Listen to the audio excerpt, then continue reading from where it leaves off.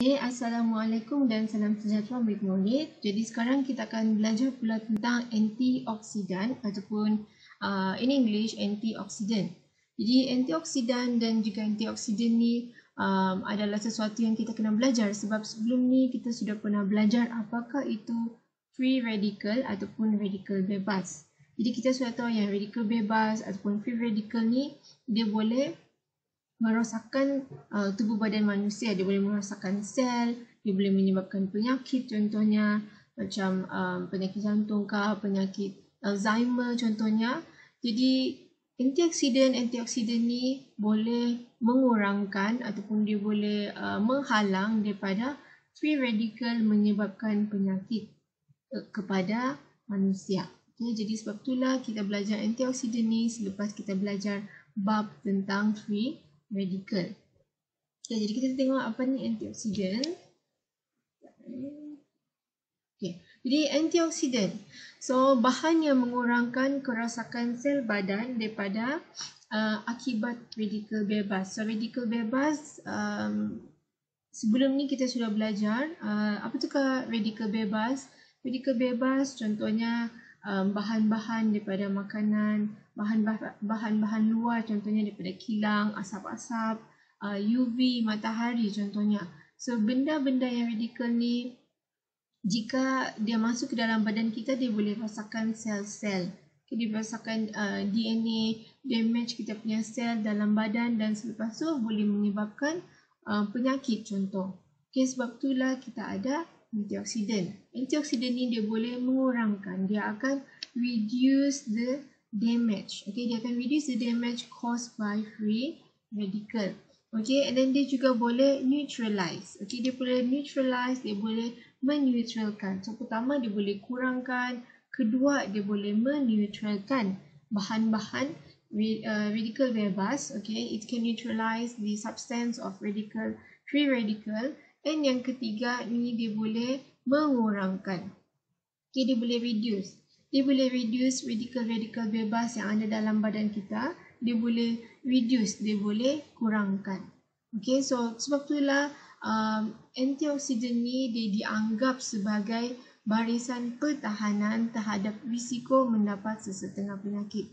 Okay, consider as a defense against the risk of certain disease. Sebab dia boleh mengurangkan, meneutralkan dan juga mengurangkan.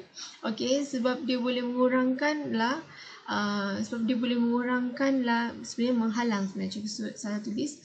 Okay, dia boleh menghalang, dia boleh meneutralkan dan juga dia boleh mengurangkan free radical. Sebab itulah dia dianggap sebagai barisan pertahanan sesetengah penyakit. Okay, so contohnya macam Alzheimer, Parkinson, penyakit lupa. Okay, jadi yang itu boleh dikurangkan dengan antioksidan, dengan makan makanan-makanan yang boleh kurangkan free radical di dalam badan kita. Okay, jadi antioksidan ni, tindak balas pengoksidaan adalah sesuatu tindak balas kimia yang menghasilkan radikal bebas. Okay, boleh merosakkan sel. Jadi radikal bebas macam video sebelum ni juga ada ajar. Okay, so contohnya ni adalah kita punya oksigen lah contoh. So di luar ni dia ada dua elektron contoh. Okay, so bila radikal bebas ni berlaku macam mana? Sebab dia kurang. Okay, dia akan kurang satu elektron. So bila dia kurang satu elektron, dia tinggal lagi satu ni, terjadilah radikal bebas. Sebab bila dia ada dua elektron tadi, dia adalah stabil. Bila dia hilang satu elektron, maksudnya dia tidak stabil sudah. So bila dia tidak stabil, dia akan jadi free radical. Okay, so free radical tu dia boleh rosakkan kita punya sel-sel dalam badan kita. Jadi sebab itulah kita makan bahan-bahan antioksidan, dia akan derma balik elektron. So tadi kita hilang satu elektron, kita dapat balik kita punya elektron. So bila dia dapat balik kita punya elektron, so benda ni adalah stabil. So benda ni adalah stabil disebabkan oleh antioksidan yang kita makan dan kita tidak akan kena penyakit. Bukanlah 100% tidak kena penyakit, tapi kuranglah kena penyakit. Okay, so antioksidan dia menjadi penderma elektron. Okay, so tadi Sini adalah kita punya free radical. Sini adalah yang stabil. Okay. Bila kita hilang satu elektron, so maksudnya dia akan jadi tidak stabil. Okay, dia akan jadi tidak stabil benda ni. So, kita punya antioksidan dia akan derma. Okay, dia akan donate 1 electron. So, yang ni daripada 1 tadi kan dia akan jadi 2 balik. Okay, so bila jadi 2 balik, so dia akan jadi stable. Okay, dia akan jadi stable, dia tidak akan jadi free radical. Dia tidak akan jadi free radical sebab itulah benda-benda seperti antioksidan ni dia boleh mengelak daripada terkena penyakit. Okay, dia boleh elakkan badan kita daripada terkena penyakit. Jadi apakah sumber-sumber bahan antioksidan? So sumber-sumber bahan antioksidan ni adalah contohnya macam sayur-sayur, okay, like vegetables, contohnya broccoli, and then ini ada buah dah pula sikit. Broccoli, contohnya bayam, lettuce, green vegetables. Okay, so tu adalah sumber-sumber antioksidan. Okay, so second adalah biji-bijian. Okay, so biji-bijian, oatmeal, contohnya corn, kan? Tu adalah bahan-bahan antioksidan. Okay, antioksidan, oats, semua tu. Jadi kalau kamu suka makan oats ke apa, biji-bijian, dia sebenarnya bagus. Dia sebenarnya bagus, dia boleh elakkan daripada kena penyakit. Jadi kalau kamu pernah dengar, kalau kita selalu makan oats, dia boleh elakkan daripada terkena penyakit jantung. Okay, so kenapa? Sebab dia ada antioksidan. Dia ada antioksidan yang boleh kurangkan free radical dalam badan kita supaya kita tidak terkena penyakit. Dan juga oats tu sebenarnya dia adalah bagus untuk menyerap kolesterol di dalam jantung.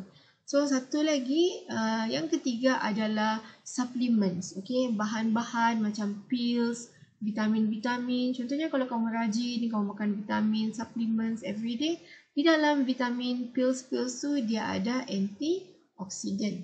Okay, so contohnya kalau kamu ambil vitamin A, vitamin B, vitamin C ke vitamin E contoh, so benda tu dia ada antioksidan di dalam pills tu. So dia baguslah untuk elakkan free radical. So yang keempat ataupun yang terakhir adalah buah-buah. Okay, so buah-buahan ni pun ada antioksidan. Okay, buah-buahan ni pun ada antioksidan. So antioksidan ni dia boleh kurangkanlah penyakit-penyakit. Okay, penyakit lupa ke contoh.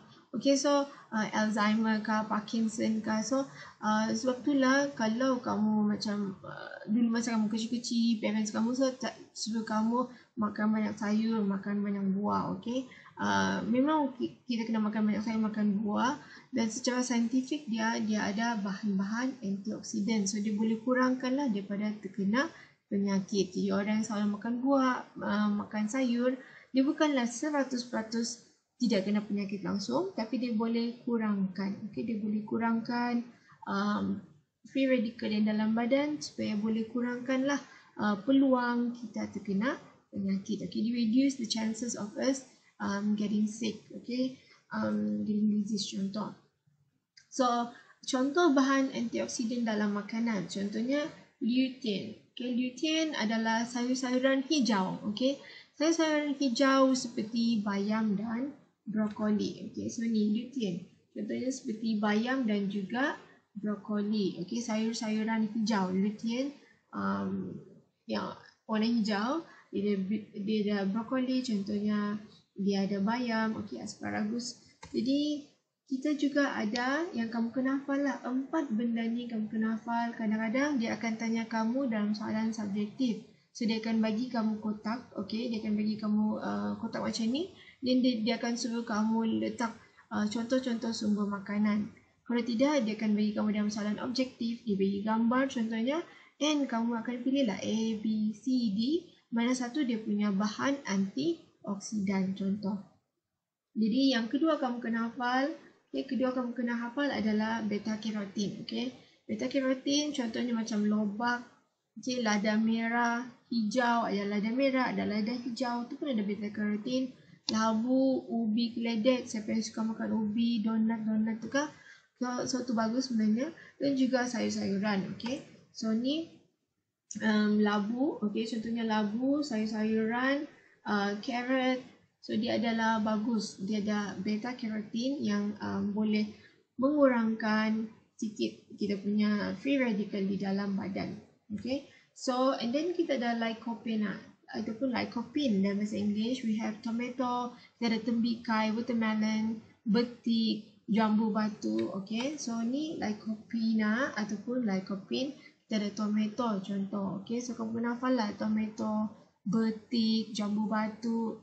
Okay, and then yang keempat kamu kena hafal sebab kadang-kadang dia masuk dalam soalan objektif adalah vitamin A, C dan E. Okay, so contohnya macam buah-buah, sayur-sayur, telur dan kekacang.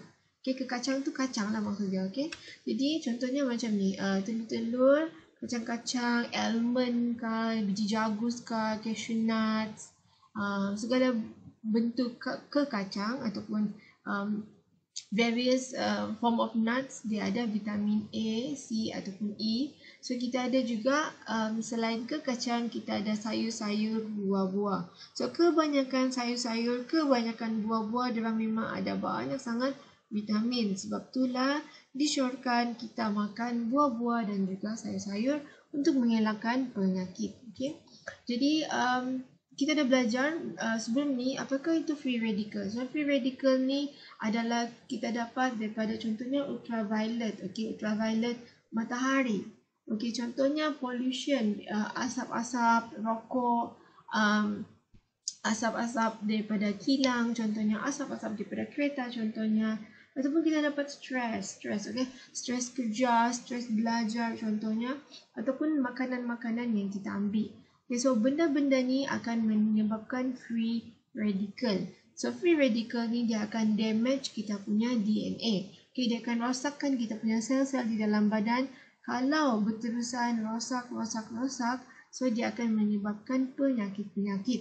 Okay, dia akan menyebabkan penyakit-penyakit. Apa ni nama dia? Contohnya penyakit seperti Alzheimer, okay, Alzheimer, Parkinson contoh, ataupun penyakit kardiovaskular, kita punya paru-paru, kita punya jantung contoh, ataupun contohnya kita ada penyakit katarak. So penyakit katarak tu yang selaput di depan kita punya selaput di mata kita. So cikgu pernah bagi tahu, pernah kasih tunjuk gambar dalam kelas hari tu. So tu adalah kesan-kesan kalau kita biarkan free radical tu kumpul di dalam badan kita, kita boleh kena penyakit. Okay, sebab itulah kita kena makan antioksidan. Contohnya macam kekacang, telur, okay, buah, sayur-sayur contoh. Sebab why? Antioksidan ni macam cikgu cakap tadi. Okay, so kita ada stable molecule. So stable molecule ni maksudnya kita ada molekul-molekul yang stable yang tidak akan jadi free radical. Tapi bila kita kurang, okay, bila kita have less electron, kita kurang satu elektron, dia akan jadi free radical. Okay, bila kita ada less elektron, dia akan jadi free radical. Tapi antioksidan, okay, antioksidan ni tugas dia adalah dia bagi, okay, dia beri, dia donate satu elektron. Okay, so dia akan donate satu elektron. So bila dia donate satu elektron, so maksudnya dia akan buat elektron, dia akan buat free radical tu akan jadi stabil balik. Okay, dia akan jadi stabil balik. Sebab itulah maksud dia free radical kamu akan kurang satu. Tapi bila kamu ada antioksidan, kamu akan tambah balik satu. So dia akan jadi stabil. Okay, dia akan jadi stabil balik. So maksudnya ni lah cikgu cakap kita ada healthy atom yang stable. Okay, kita ada yang stable. So free radical adalah bila kita kurang satu. Kita kurang satu elektron. Dihilang satu elektron. So antioksidan ni dia akan donate. Dia akan derma balik satu elektron. So kita akan jadi balik healthy atom yang stable. So itulah maksud dia fungsi antioksidan. So kalau kamu ada soalan macam biasalah kamu boleh tanya cikgu. Okay, so kenapa kita kena makan benda-benda antioksidan ni adalah disebabkan dia penting sangat untuk badan kita. Okay, dia penting sangat untuk badan kita. Contohnya macam resveratrol Resveratrol ni, minta maaf, resveratrol ni sebenarnya dia adalah bagus untuk kita punya otak. So apa yang bagus untuk kita punya otak? Contohnya macam anggur, okay, macam berry-berry. So dia bagus untuk kita punya otak. Okay, so contohnya kalau kita ada penyakit macam Parkinson, Alzheimer yang ada saraf-saraf kan kita punya otak. Kalau kita ambil antioksidan yang ini, so maksudnya dia boleh menghalang. Dia punya 100% hilang tapi dia boleh menghalang. So itulah lebih baik kalau kita makan antioksidan. So contoh lagi kita ada vitamin E. Okay, so vitamin E ni dia sebenarnya adalah bagus untuk kita punya mata. Okay, kita punya mata. So macam Cikgu cakap tadi, mata kita akan ada contohnya macam penyakit katarak. Okay, penyakit katarak ni dia ada selaput di depan mata kita. Tapi kalau kita makan vitamin E, kita makan vitamin A, so dia baik untuk menghalang daripada penyakit katarak. So kita ada matcha. So matcha kalau kamu suka makan kek, matcha gitu kan. So matcha ni dia sebenarnya adalah bagus untuk kita punya paru-paru. Okay, kita punya bahagian paru-paru. So paru-paru ni contohnya macam penyakit pneumonia.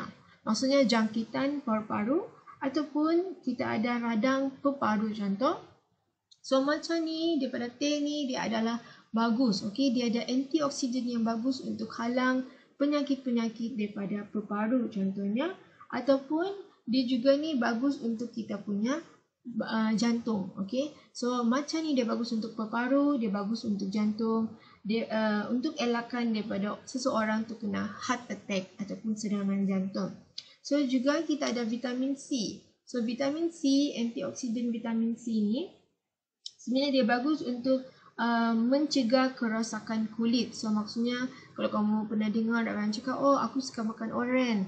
So dia bagus untuk kulit. Yes, memang vitamin C dia akan kurangkan free radical yang boleh rosakkan kita punya kulit, dan juga dia akan mencegah kerosakan kita punya ginjal, okay, kita punya liver.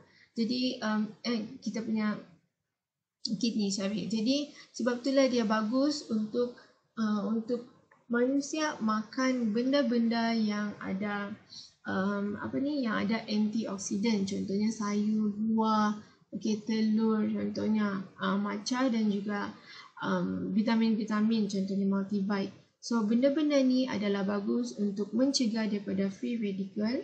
Okay, jadi kalau ada apa-apa soalan seperti biasa, kamu boleh tanya cikgu dalam grup WhatsApp ataupun kamu boleh tanya cikgu dalam komen. Okay. Dengan ni kamu akan tengok lagi video yang seterusnya.